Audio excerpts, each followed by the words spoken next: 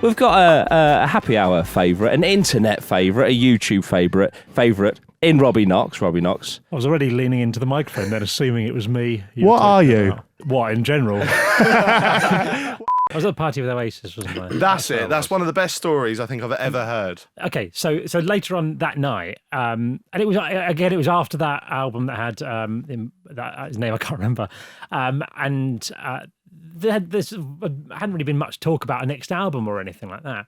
And I was with Tim Lovejoy, and we were chatting to Liam. He came over, and he was in an excited mood. And he was chatting to us, and he was talking about the new album. And I was going, oh, well, that's interesting. I didn't know about it. He goes, yeah, it's so great. This new album's amazing. We've written these songs and all this sort of stuff. And he goes, do you want to hear some of it? And I was like, yeah. Like, I mean, this is incredible. This is like my favourite ever bands, and a chance to hear this album I didn't even know existed. Proper pinch yourself moment. Incredible. Yeah. So he goes, right, follow me. So he went through, and he went in this club that they'd hired out in London. We went through like the kitchen and into like this pantry, me, Tim, and Liam, and so I was in this pantry of this club, and some bloke came in and said he worked there, and sort of was like, guys, you can't be in here. But then obviously saw it was Liam and realised that he can do whatever the fuck he wants. Yeah, so he sort of was like, oh, you're not really supposed to be in here like that. And we were like, oh, sorry. And what would have been sensible to just go, look, we'll just be a second, do you mind? And then we'll get out. And he would have gone, yeah, no problem, and left. Yeah. But Liam was like, who says we can't fucking be here? He goes, well, the management. He goes, fuck the management and all this. I'm like, and I was sort of going, well, we'll just be a second. Is that right? Eventually sort of left us alone like this. And I thought Liam's going to get out like a phone or something like that and play some tracks. He goes, okay, so like the first song, it goes like this. He goes, did, and started like singing it. Fucking like, hell. what? And it was still great, but he did like the full like 5-minute song, including all the instruments. Like, he was doing like this song like that, and I was going like that. And I was like, oh, this is a bit odd, but it's still quite still interesting cool. like that. By the third song, oh, guys, going through the album. I was like, what's I don't know. Like, I was quite like a drink now.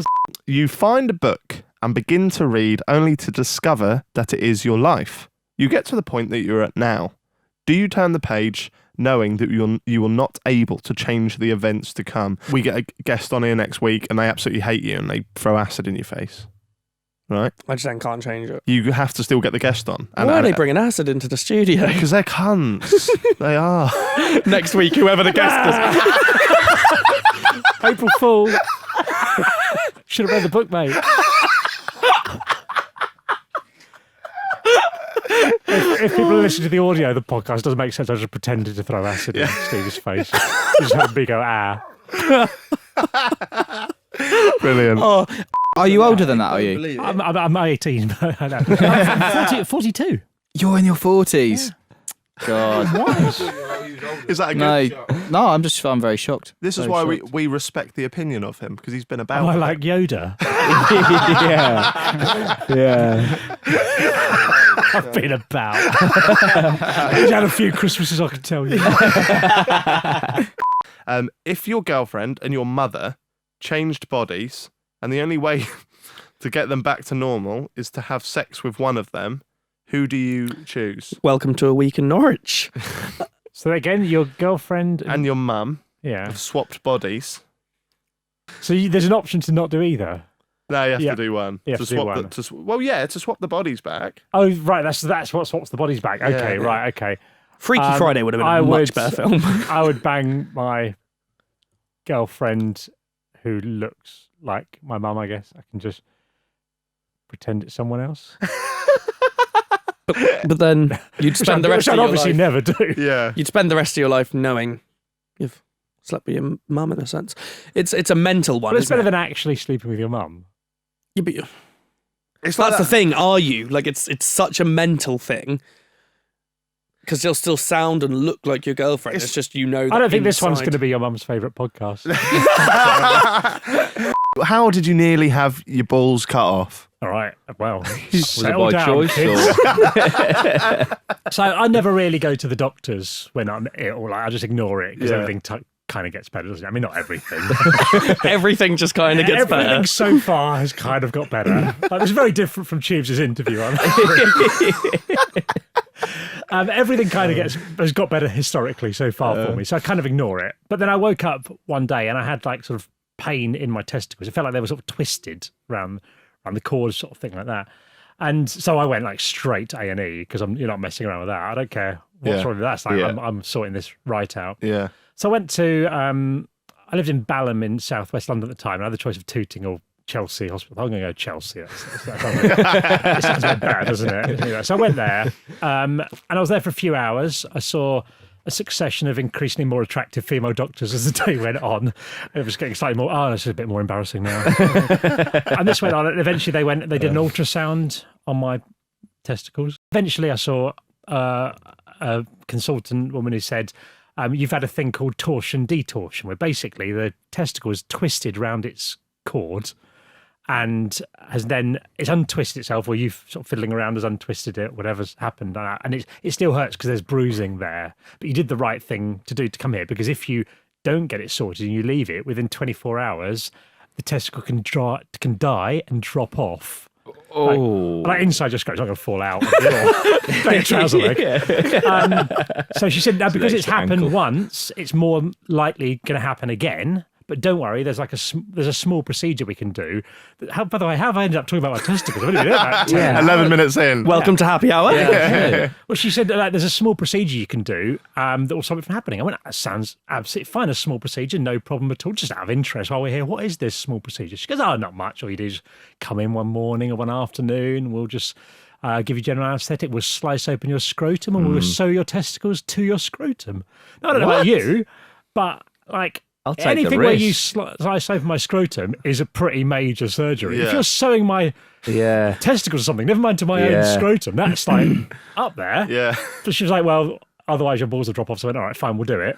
Oh, fair. So I went along, and before you have an operation with general anaesthetic, you go along for a preoperative assessment, I discovered. And I never had an operation before. And so I went along to this thing, and there's this nurse guy called David, and he said, just going to ask you a few questions to check if you're all right to have anaesthetics. I went through a few. He said, right, first of all, what's the procedure you're having done? I said, I don't know the name of it, but you're going to sew my testicles to my scrotum. He went, right, we're not removing them. I went, no. He goes, I didn't think this looked right. What? I said, sorry, David, what doesn't look right? He goes, the screen. He goes, it says, I said, what does it say on the screen, David? He says, it says we're removing both your testicles. I went, well, right, just to be clear, you're not, first of all. I said, and he said, I'm sorry, I'm going to have to make a phone call. Do you mind? I went, take all the time you need. He needs a second opinion. No, I'll tell you. You can. Yeah, and that's what he went. So he phones up this woman, and it was basically it came down to the doctor's handwriting, and it's like orchid something is the name of it, like, and the word that means sew testicles to scrotum, and the word that means cut off testicles, they're very similar words. I'd have one just going and one zzz, I'd have as far away as possible in the alphabet. Oh my goodness. But so he phoned him out and he starts having an argument with the woman on the phone, and she's going, no, it definitely says this. He's going, no, it says this. I'm going, there's no, she's not going to win.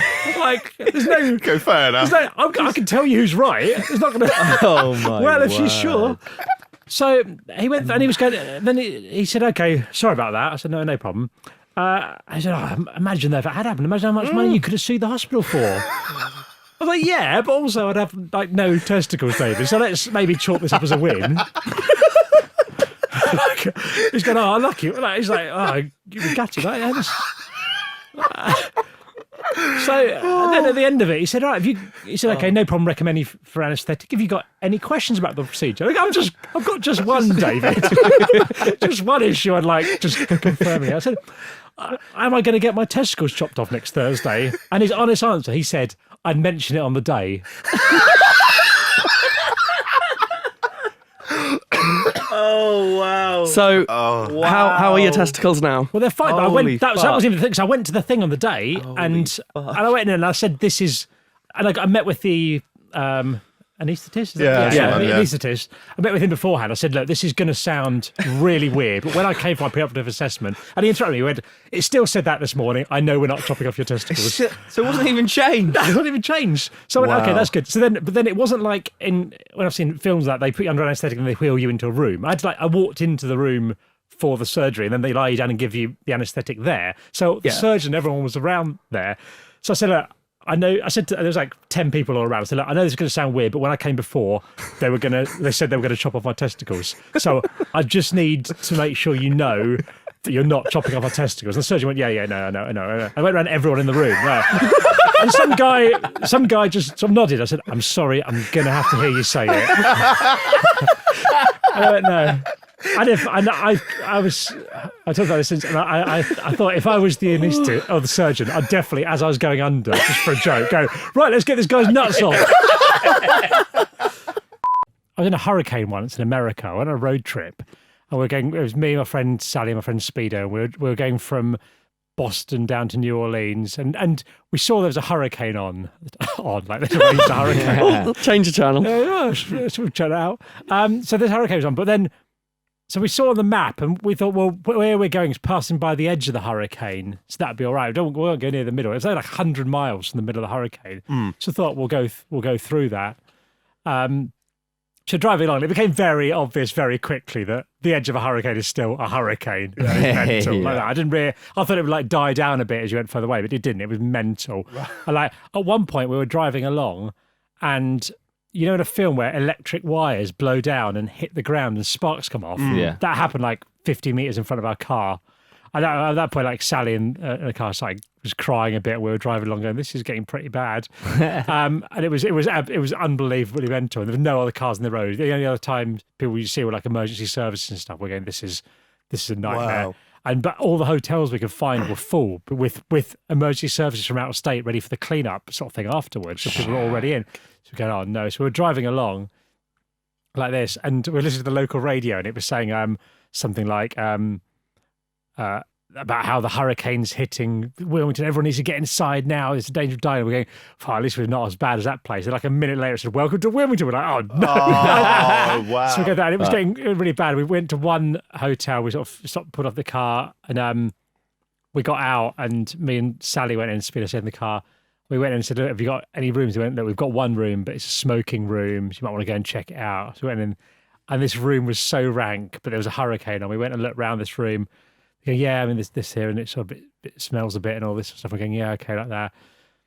I went, okay, thank you to the person. I just looked back to Sally and looked at her and went, we're getting back into the hurricane, aren't we, Sean? Yeah, we are. So it was so bad that we'll just go back into the hurricane. It's like, do you remember that bloke in Germany? Was it Germany? I think it was that Cannibal guy who found the bloke and cut his penis off. And I always thought about that. It'd be really annoying if you burnt that, wouldn't it? It's like someone went to the door and you went and got it and came back in and you'd ruined it because you must go to a lot of effort. It must be quite hard to find the bloke. You got one his chance. penis. Did he kill the guy? Well, the guy died, but he didn't. The guy was a willing participant in it. When he died because he had his penis I think cut he off? advertised. Yeah, he eventually. Bled out. You just bleed to death, yeah. But also, what if they had an argument about how you cook it? If the guy's penis was, well, I kind of thought we were going to lightly saute it with some onions. And the other guy doesn't like onions. And he's going, well, it's kind of my penis. But you go, well, it's my advert, mate. And they'd have a little argument. And I don't know how much they chatted it through beforehand. I was going up on the tube in London, up on the escalator, and the man in front, he pulled out his card to get out the gate. And as he was going up, £5 fell out of his pocket, and I picked it up. He didn't know it happened, and I tapped him on the shoulder and said, "Oh, you just dropped this," and gave it to him. I thought that was a nice thing to do. Then lunchtime that same day, and bear in mind I've never found money ever before. I walked along, and there was a £10 note on the floor, and I thought, I wonder if I've got this because of some kind of karma gods. So I thought, I'm going to give maybe that I away. can get a 20. But then and I didn't think of this at the time because there was some guy in the street. I thought I should have given it to him, like some homeless guy. But then I gave it away a couple of days later to like I think I was at my kid's school or something. There was some collection or something. But I think because I didn't do it the same day, I didn't get the 20 quid. Oh, fuck, you should have done it. How long do you go pushing your luck? Do you go, oh, I've got 20 now? Let's give that away. £50 note. Oh, mate, I think if I was in Robbie's situation and I gave the 10 away and then I found a 20, I'd keep going, yeah. Oh, You know definitely. you've got to stop at some point now. It's like gambling. You're like, oh, Yeah, I'd keep going. When's it too I'd much? get to like 50 grand. I think I'd stop. Nah, 50 grand, that'd be a while. I don't think you would, though, because you'd be on such a roll. You'd be thinking, something has fucked here in this universe. Something has happened now. Yeah. Every time I give this half a money or this whole money doubles. away, it doubles, yeah. So you would, I think human curiosity more so than even greed. Yeah, but imagine if you gave away 50 grand and it didn't happen.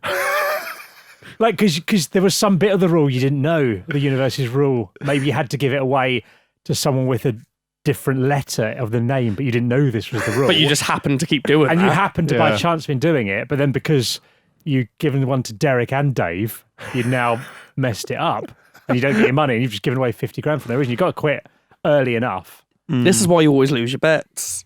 Yeah, that is. You've got to cash out of Yeah. karma. Oh, oh, this is class. Is it? Oh, well, I know who's got me. Look at that. Fuck. So good.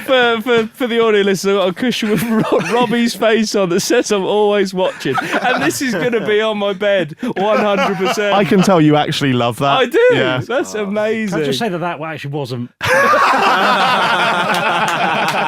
It genuinely wasn't. That wasn't you. No, it genuinely isn't. Not like That's not a lie. Do you remember Gavin Henson, who was the Welsh rugby player who went out with and then married Beefcake. Charlotte Church? He came on. It was around the time he just started dating. He's suddenly become this sort of all over the tabloids all the time. And he came down and he made it like a weekend in London with his mates from wherever he was in Wales. Right. And they were really lovely guys. About Yeah. 4 of them came down and we went over to the rugby club afterwards and it was really good fun. Then afterwards he was going, and I was so tired. I'd been up really late editing till like 2 a.m. or something. It'd been a lot of work that week on the show. And he was going, we're going to go down for some drinks in down in Richmond. Do you want to come? And I was like, I'm not sure. And they were going, come on. Eventually, all right, I'll come along. I really want to go to sleep. Okay, I'll come along for a bit. So we went down, just drank by the river all afternoon in Richmond. And because he'd just become really famous from nothing. He was really enjoying it. But in a nice way, he was having a laugh with it. He was going, people just keep saying to me, do you want to come to this club? And I don't know what to do. And we said, they were going, let's go along. It'll be funny sort of thing. So they found out from this, he said, I've got this girl's number to give a ring. He said, it's Gavin Henson. I got asked if I wanted to come down tonight. Going, yeah. My favourite drink. He's going, vodka. What type of vodka? He's like just sort of giving us sort of like what are types of vodka sort of things. Yeah. Suggesting, he goes, yeah, no, that.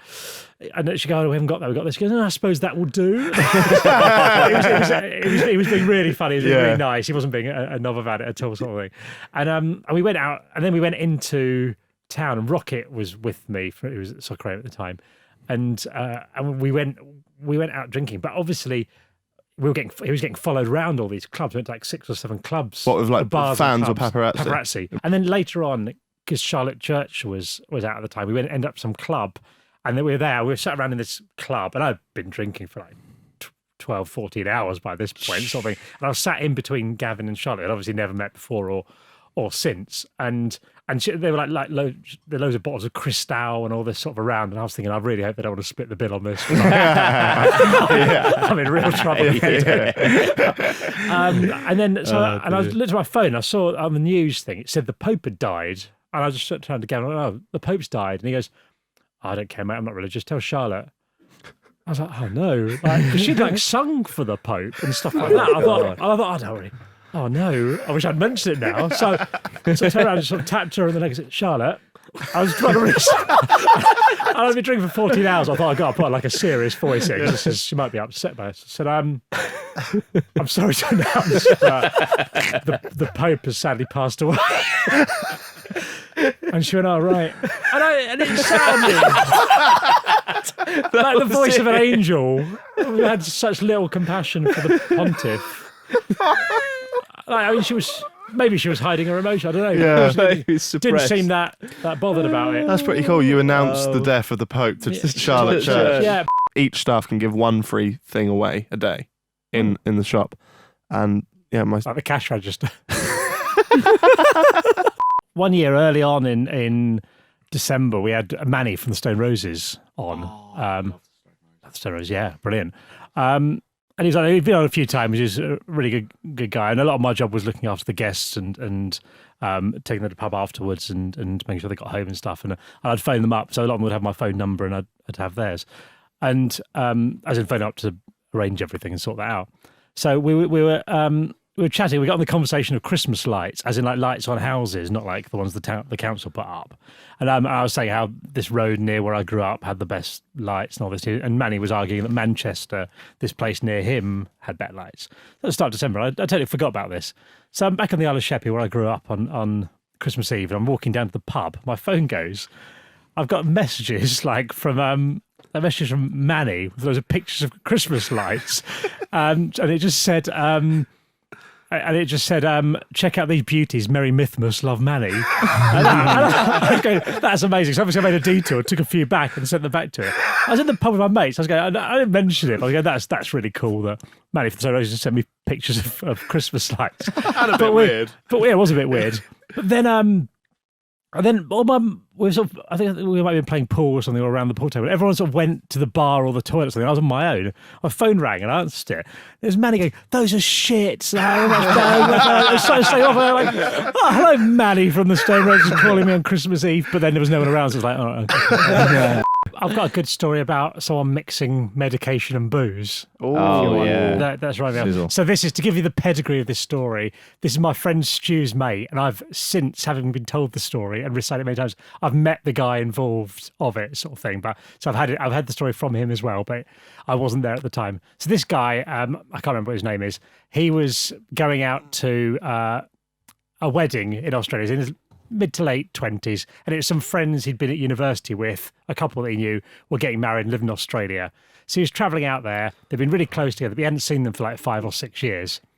So as he's flying out there, he was a bit of a nervous flyer, and so he thought, I'll have a few drinks on the flight. But he was also on this medication. He hadn't really read the instructions on it. So on this flight, drinking away, and he was basically landing on the Friday and the wedding was on the Saturday. So as he's in there, he's reading an Andy McNab book, the SAS sort of thing like this. He's reading all this stuff. And this sort of thing starts to get to him just towards the end, just as he arrives at the hotel. So he gets off the plane, gets to the hotel, and goes to the sort of reception. There's a sort of pre-wedding party sort of thing that's going on the night before. And so he's there, and he starts to get a bit mental, and he's thinking he's like Andy McNab in this thing. So first of all, like everyone's sort of laughing because he's mucking around a bit. He's looking out the windows, going, "Oh, what are you doing? What are you doing, John?" He goes, I'm looking out for spies. And they're all sort of laughing at first, is he just being funny? But then he starts to be like, he's like closing all the curtains and all this stuff, going, everyone get down and all this like that.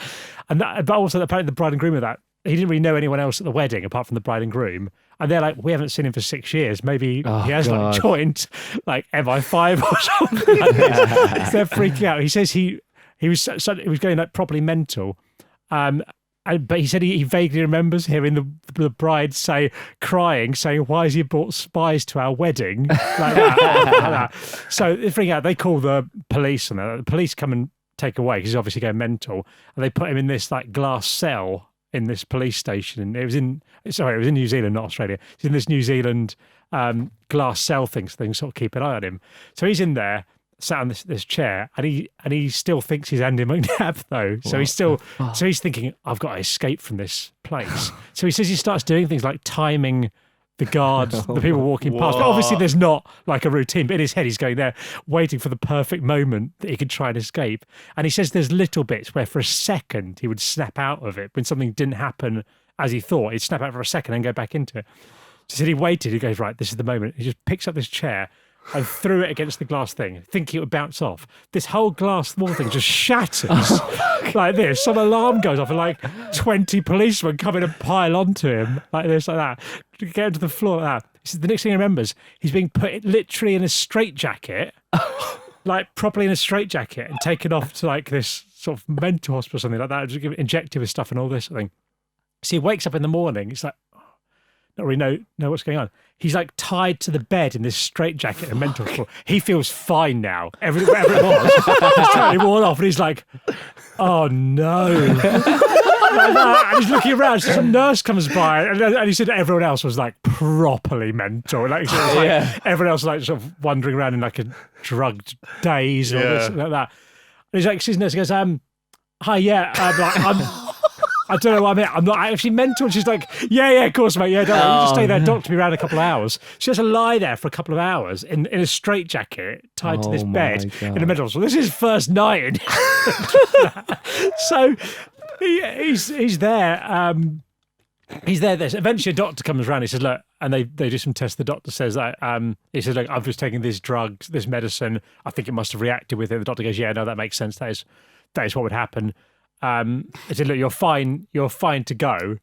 We don't need to keep you here. How long? You're here for another couple of weeks. Come in every couple of days just so we can check on you and all this sort of stuff. You're fine to go. He goes, only thing is you did kind of smash up a police station last night, so you're going to have to go back to the police station. So they drove into the police station, weren't they? He said, policemen could have been nicer about it. They said they were apparently pissed themselves, going, oh, mate, you were so funny and all this sort of stuff. But anyway, this is the day of the wedding, so he has to then go to the wedding, where everyone at the wedding knows he got put in a mental home. Like that. And he said it was basically the worst ever, because he only really knew the bride and groom, and they were sort of all right with it. They're going, okay, fine, like that. But everyone else, they were sort of like, topping up drinks, going, does anyone want a drink? Not you. I know, so it was just horrific, and he said just the rest of the week he was just there. Wow. I love that he still went to the wedding. What a story. It's good, isn't it? It's one of the best stories I've ever heard. Yeah. There's a guy called Keith Arthur who used to do all the fishing shows on Sky. I don't know if he's still there or not. And we wanted to do a sketch that involved some fishing. So Sheephead, Joe, who I work with, phoned him up and said, all right, Keith, it's Joe from Soccer AM. And he went, oh, hello, mate. He said, are you just wondering, are you going fishing anytime the next week? He went, no. He goes, oh, what about a week after? He goes, no, mate, no. He goes, all right, are you got any plans to go fishing in the future? He goes, I might go at some point, but I haven't really got anything arranged. And Joe's going, this is a bit weird. I looked down at his phone, and he's phoned Keith Allen, you know, the actor, like that. So just randomly phoned him up. And also, I think Joe got his number from me, so I don't think Joe ever spoke to him on the phone anyway. So just randomly phoned up Keith Allen, like quizzing him about whether he's going fishing for about 10 minutes. How much would you have to be paid? There's one Tuesday I was discussing a while ago, to live in a service station for a year. So it's a service station near Blackpool, this one in particular. Right. And you have to go there. You're not allowed out the building. You've got a little bed in a room out the back, but you can't hang out in that room. You have to spend all your waking time in the foyer thing. You have to eat from any of the shops and the services. Oh, so there's multiple shops. I thought you meant like a petrol station. No, like Burger Cherwell King Valley or one of those. Right. Watford Gap service. The money you get, do you have to use that within the service station as well, or is that if everything's you stay free? for the year, everything's free. If you leave early, you have to pay back. That's even worse. Like, and you can't step out the door. You can stand in the doorway to get a bit of sun with the opening up automatic doors. You can't walk outside at all. A lot of service stations are really depressing, aren't they? That's the point. Yeah. Yeah. You'd get really fat as well, because you're constantly on stuff like Burger King. But I eat that all the time anyway. Yeah, but then you can run. You can't go for runs there. You can run round the place. Run round it, but you look mental. Yeah, I was going to say, a lot of people would be in there. What? That's a tricky one. What? So I can't do my YouTube channel? You can do it from within the services. So I've got my laptop and everything, my phone. You've Yeah, got your but own you have to bedroom. connect via 4G or something. There's no Wi-Fi in the services. Oh, they usually have open cloud ones though, don't they? Well, okay, if they've got it, then you can. Pick your service station smartly. I'd say It's up in Blackpool as well. It's not near the house. Because first of all, people come visit you. But after a while, there's going to be weeks that'll pass. It's not like it's your mates who are just down the road. They'll pop into the services. oh, that'd You're be right out of the so way. boring. I'm going to shoot it way higher than you probably imagine. I'm going to say $500,000. I think that's quite low. Do you? I reckon we could raise this. Yeah. We got like 1 million YouTube subs. Yeah.